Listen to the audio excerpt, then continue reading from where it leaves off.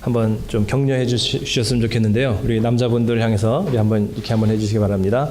아빠 힘내세요. 우리가 있잖아요. 한번 하시면서. 자, 시작. 아빠 힘내세요. 우리가 있잖아요. 그럼 아버지들이 속으로 그렇게 생각하세요. 너희들 때문에 힘들거든. 아버지들이 지금 그렇게 생각을 하시는 것 같은데요. 자, 오늘은 레위기 19장 윤리학 6번째 시간입니다. 오늘은 유전 조작에 대한 기독교적인 관점을 말씀을 드리려고 합니다. 좀 딱딱한 주제인데 저도 처음 설교를 해보고 아마 여러분도 이런 주제로 말씀을 아마 안 들어보셨을 것 같은데, 과학적인 그런 이야기가 좀 있지만 그걸 기독교적인 신학적인 입장에서 우리가 어떻게 봐야 되는지 거기에 한번 초점을 맞춰보려고 합니다. 자, 생명공학 또는 유전공학이라는 것이 바이오테크놀로지인데요. BT라고도 하는데 20세기에 등장을 해서 눈부신 발전을 지금 이루고 있습니다. 예를 들면 이것을 이용해서 우리가 어떤 이런 유익을 얻을 수가 있는데, 건강할 때 자신의 줄기세포나 가족의 줄기세포를 통해 가지고 다시 불치병을 치료하고 건강을 얻는다든지, 식물의 품종을 개량해서 병충해에 강하고 많은 수확을 또 얻을 수 있는 그런 품종을 통해서 대량 생산을 가능하게 함으로 인류의 식량 문제, 기아 문제를 해결한다든지, 자신의 젊을 때에 이런 줄기세포를 복제를 해놨다가 나이가 들어도 계속 20대를 카피하고 해가지고 그래서 늙지 않고 불로장생을 꿈꾼다든지, 산삼도 요즘은 복제를 하죠. 산삼. 네, 인삼이 아니라 산삼을 복제를 해서 싸게 공급을 하고, 한우를 복제하고 이렇게 해서 먹거리를 제공하고 웰빙을 추구한다든지, 그래서 뭔가 사람들에게 건강 100세를 뛰어넘는 뭔가 그런 희망을 주는 과학기술로 관심을 얻고 있는 것이 생명과학, 생명공학, 유전공학입니다. 자, 오늘 본문 속에서 레위기 본문에서는 물론 생명공학이나 유전자 조작 기술을 언급한 것은 아니고요. 단순히 하나님께서 창조하신 자연의 섭리를 우리 인간의 어떤 욕심으로 그 섭리를 뛰어넘어서 자꾸 새로운 품종을 얻으려고 하는 이런 조작하고자 하는 그런 욕구를 지적하고 있습니다. 그 마음은 비슷한 거죠. 뭔가 좀 새로운 것을 만들어 보겠다. 창조주가 하신 것에 대해서 내가 한번 뭔가 새로운 것을 해보겠다. 지금 현재의 과학기술도 역시 동일합니다. 자, 그래서 생명공학이 인류에게 유익만 주는 것이 아니라 인간 존엄의 그 윤리적인 문제들을 요즘 많이 우리가 생각하게 되고요. 또 기술적인 부작용도 요즘 많이 또 보고가 되고 있습니다. 자, 먼저 한번 우리가 식물에 대해서 생각을 좀 해보겠는데요. 자, 19절 말씀에 보면은 내 밭에 두 종자를 섞어 뿌리지 말며 그랬습니다. 창세기 1장 11절 12절에도 한번 여러분 찾아보시기 바랍니다. 창세기 1장 11절에 12절 다 같이 시작. 하나님이 이르시되 땅은 풀과 씨 맺는 채소와 각기 종류대로 씨 가진 열매 맺는 나무를 내라 하시니 그대로 되어 땅이 풀과 각기 종류대로 씨 맺는 채소와 각기 종류대로 씨 가진 열매 맺는 나무를 내니 하나님이 보시기에 좋았더라. 네, 그 과일이든 또 야채든 그 모습 그대로 자연산, 그게 하나님 보시기에 좋았더라라고 하는 것입니다. 그래서 옛 어른들이 뭐 제철 과일을 먹어야 된다, 뭐 그런 얘기들 하시는데 그게 사실 다 맞는 거고요. 그리고 요즘 그 나오는 농산물들은요, 때깔이 너무 좋아요. 근데 너무 때깔이 좋은 건 좀 의심을 해봐야 된다는 거죠. 그래서 뭔가 상품성이 좋아야 비싸게 팔리니까 그냥 뭐 이게 너무 흠이 없는 거죠. 깨끗한 거죠. 과일이든 채소든 뭐든. 자, 그렇게 되기까지는요, 엄청 농약을 뿌려야 된다는 거죠. 그냥 웬만큼 뿌려가지고 그렇게 나올 수가 없다는 거죠. 그러니까 상품성을 높여서 가격은 많이 받지만 거기에 얼마나 많은 이런 농약들이 있는가, 이걸 생각해 보면서 좀 모양이 없어도 정말 이렇게 자연산, 요즘 뭐 우리가 말하는 뭐 유기농이죠. 네, 그런 것들이 사실은 옛날 것들이 더 좋았지 않는가. 먹거리도 옛날 먹거리는 너무 단순하잖아요. 저희들 중고등부 수련회 가면요, 기껏 나와야 뭐 고구마 삶고 옥수수 삶고 거기 시골에서 조달한 그 복숭아 갖다가 먹고 그거예요. 그냥 그거밖에 없었죠. 그런데 그때 먹거리가 사실 더 좋은 것 같아요. 그래서 여러분 마켓에 가시면 이런 것들 올게닉이라든지 넌 GMO, GMO라는 것이 뭐냐면 유전자를 조작한 농산물이다. 네, 그거죠. 그걸 안 했다는 거죠. GMO가 아니다. 유전자 조작을 하지 않은 자연산이다. 네, 이런 표가 붙은 것은 요즘 오히려 더 비싸게 팔리고 있습니다. 자, 그래서 이제 한국에서도 그렇고요, 미국에서도 그렇고 못난이 채소, 못난이 과일을 먹는 운동이 있어요. 자, 한번 사진에 보시면 이런 거. 이거 시장에 가면 상품성이 좀 떨어지죠. 흠집도 있고 모양도 뭐 색깔도 그렇고 그다음에 채소도 이런 것들이 있어요. 네, 못난이 채소들. 저런 거는 과거에는 다 버렸습니다. 왜냐하면 시장에 가서 팔 수가 없는 거예요. 누가 사질 않는 거죠. 상품성이 떨어지는 거죠. 그런데 요즘 미국에서도 저런 것들만 모아가지고 마켓에서 따로 이렇게 싸게 팔아요. 근데 그거를 사서 드시는 분들이 이제 있는 거죠. 그 가격이 싸서 산다기보다도 저런 것들도 버리지 않고 다 먹는다는 거고, 또 저렇게 모양이 치중하지 않았으니까 오히려 더 유기농이다. 네, 그런 뜻으로 이걸 사 먹고 있습니다. 못난이의 요즘 전성시대, 못난이의 전성시대. 자, 이 GMO 식품 유전자 조작을 해서 품종이 개량이 됐는데, 그런데 부작용이 좀 있다는 것입니다. 동물 실험을 해보고 그렇게 했을 때 암 발병률이 높아지고 불임이 또 확산이 되고 면역력이 감소하고 또 기형아가 증가하고 수명이 단축되는 등의 그런 부작용에 대한 보고가 좀 있어요. 그 뭐 확정적인 건 아니겠지만, 한 예로 GMO 방식으로 콩을 대규모로 재배를 했던 아르헨티나의 차코주에서 발생했던 그런 부작용, 농약으로 인해서 점점 더 많은, 농약을 덜 써도 된다고 처음 시작을 했는데 나중에는 오히려 더 많은 농약을 써야만 했던 그런 사례가 있습니다. 그래서 거기서 태어난 애들이 막 까만 반점이 막 생기고 말이죠. 온몸에 검은 반점이 생긴다든지, 그 농사를 졌던 사람들이 완전히 거동을 할 수 없을 정도로 폐인이 됐다든지 그런 보고들이, 사례들이 있습니다. 그래서 이 살면 살수록 그 어르신들의 말이 참 맞는 것 같아요. 인생을 살아보면서 만들어냈던 그런 말들이기 때문에 옛 어른들이, 옛 조상들이 했던 말들, 이런 것들이 요즘 마음에 그게 참 맞다. 네, 그런 경우가 꽤 있거든요. 그 중에 하나가 이런 걸 보면서 저는 이런 말이 떠올라요. 옛날 어른들이 내 놈들 먹는 거 가지고 장난치 못 써! 그랬는데 먹는 거 가지고 너무 장난쳐가지고 저런 부작용이 생긴 게 아닌가 싶습니다. 자, 물론 뭐 그린피스라든지 환경운동가들은요, 이걸 좀 지나치게 과장을 하는 경향이 있습니다. 그래서 품종 개량을 하면 모두 이것이 부작용이 있고 안 좋은 것처럼 이렇게 하는데, 사실 그거는 그 정도는 아닙니다. 그래서 과학자들이 너무 그렇게까지 할 필요는 없다. 또 우리는 뭐 그런 게 있지 않습니까? 여기서 뭐 이렇게 GMO 안 좋다 한번 방송에서 한번 나가면요, 그냥 뭐 그걸 전부 다 그냥 뭐 진리인 것처럼 너무 좀 맹신하는 그런 경향이 있고, 뭐 MSG가 안 좋다 그러면 뭐 조미료는 뭐 완전히 그냥 뭐 큰일 나는 것처럼 이러고 그러잖아요. 그런데 뭐 전문가 얘기 들어보면 콩이나 뭐 메주나 간장에도 자연산 MSG가 다 있다는 거죠. 그거를 만들었다는 것뿐이죠. 자, 우리는 뭐 다 먹고 삽니다. 그런데 그런 것에 대해서 지나치게 막 한국 사람들을 너무 막 경기하고 그럴 필요는 없는 것 같습니다. 자, 하지만 분명한 것은 뭔가 문제가, 부작용이 생기고 있는 것은 사실입니다. 자, 뭐가 그런 문제인가 하면요, 뭐 이게 품종을 개량하고 뭐 이 생명공학을 이렇게 사용하고 그게 문제가 아니고요.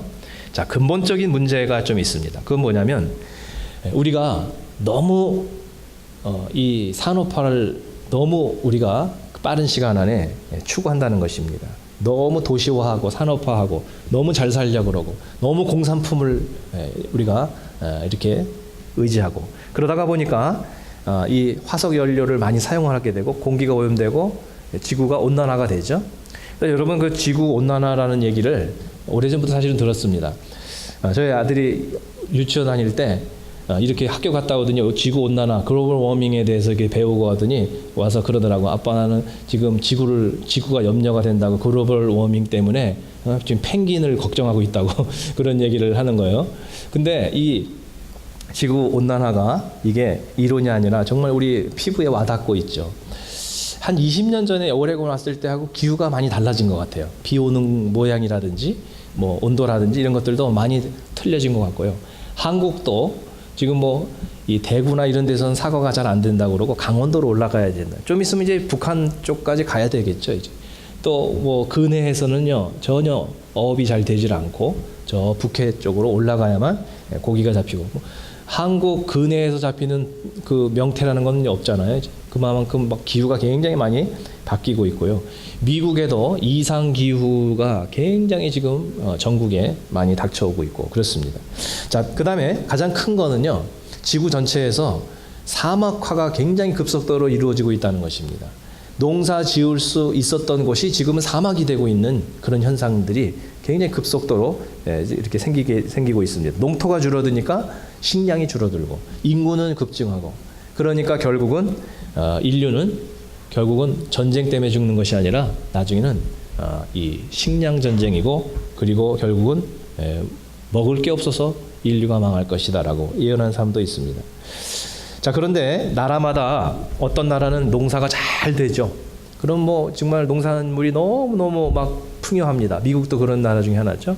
어떤 나라는 이 농사 짓는 땅이 없어서 다 메말라서 음식이 없어요. 식량이 없어요. 그러면 우리 생각에는 식량이 남아도는 그런 나라가 그냥 배로다 실어다가 그쪽 사람들 먹여주면 되지 않겠느냐라고 생각을 하는데 자국의 이익만을 생각하기 때문에 식량이 남아돌아서 바다에 버릴지언정 그렇게 쉽게 원조를 하지 못한다는 것입니다. 결국은 문제는 뭐 생명공학을 개발해가지고 기술이 발달해서 뭔가 그런 품종을 개량하고 그게 문제가 아니라 인간의 죄성, 인간의 근본에 있는 이런 성공에 대한 탐욕, 지나친 산업화, 막 너무나도 물질 만능주의, 모든 것을 가져야 하는 이런 우리들의 탐욕. 자, 거기에 근본적인 문제가 좀 있습니다. 그래서 뭐 우리가 완전히 자연인으로 살 수는 없지만 때로는 조금 내추럴한 이런 라이프 스타일, 가능하면 좀 걷기도 하시고 자전거 타고 다니시고 뭐 이런 것 좀 이런 우리들의 삶의 스타일이 좀 필요하고요.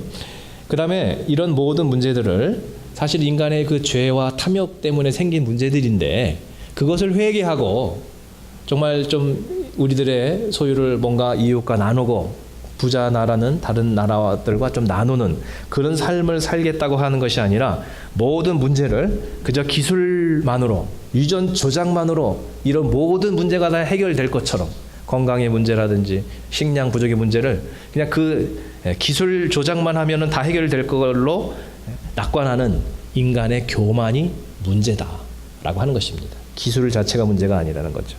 홍수 이후에 사람들은 바벨탑을 쌓았습니다. 왜 쌓았겠어요?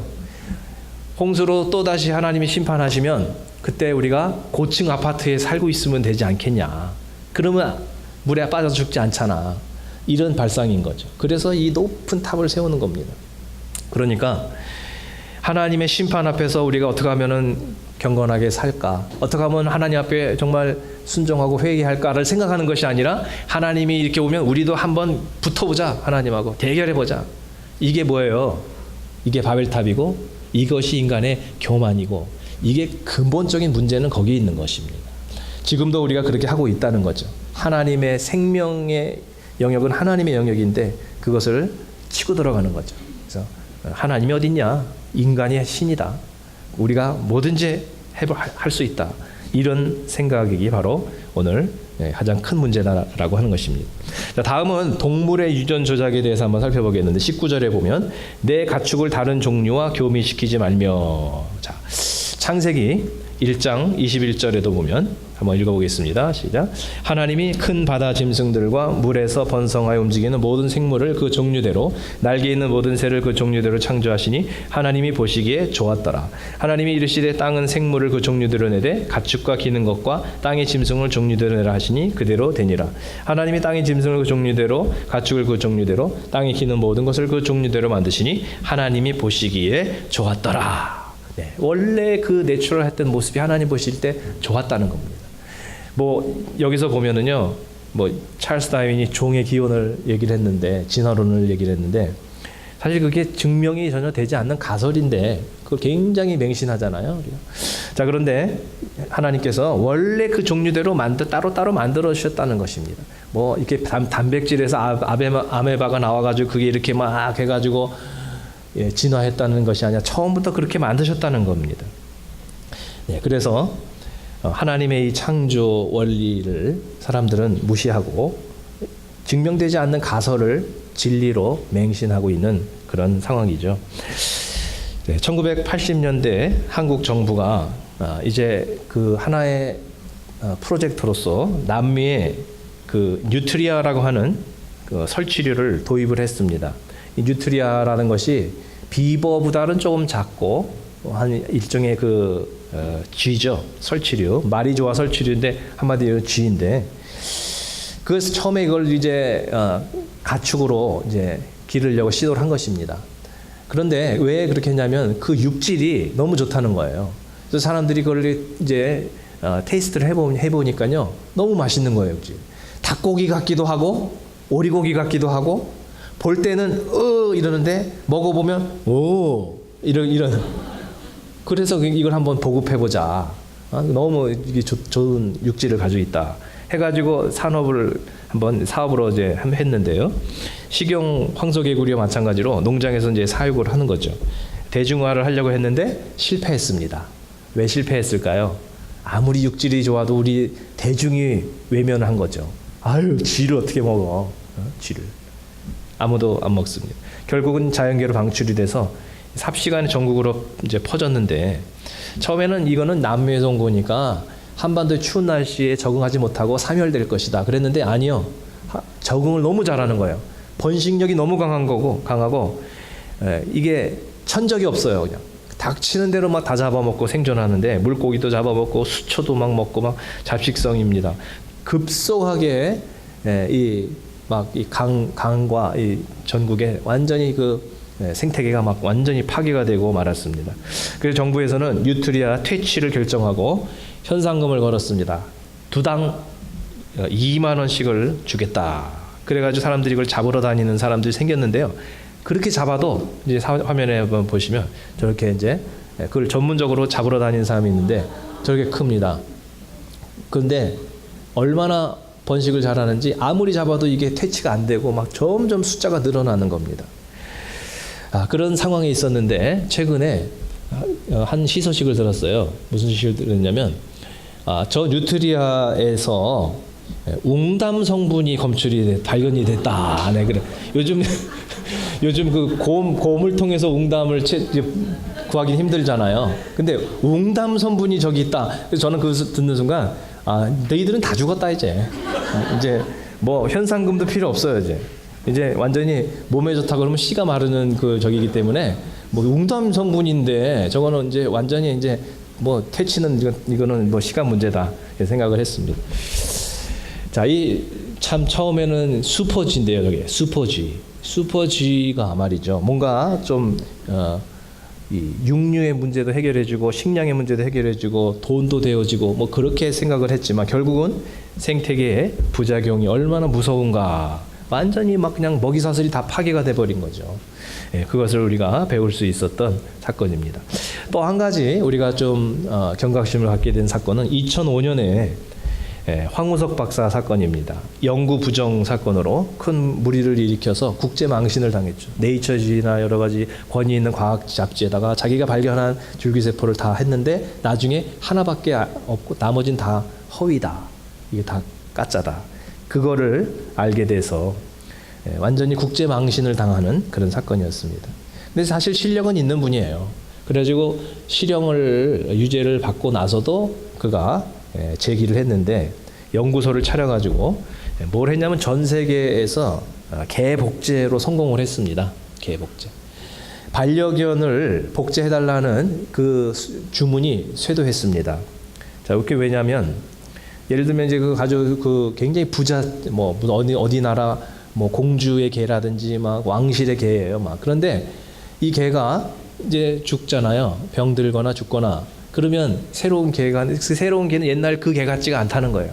그 개하고 생긴 것도 똑같고 하는 행동도 똑같은 개를 복제해달라는 겁니다.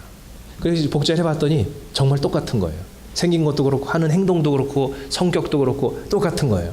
아, 그래가지고 저거를 하기 시작했는데 하나 복제하는데 10만 불 정도 받는다 그래요.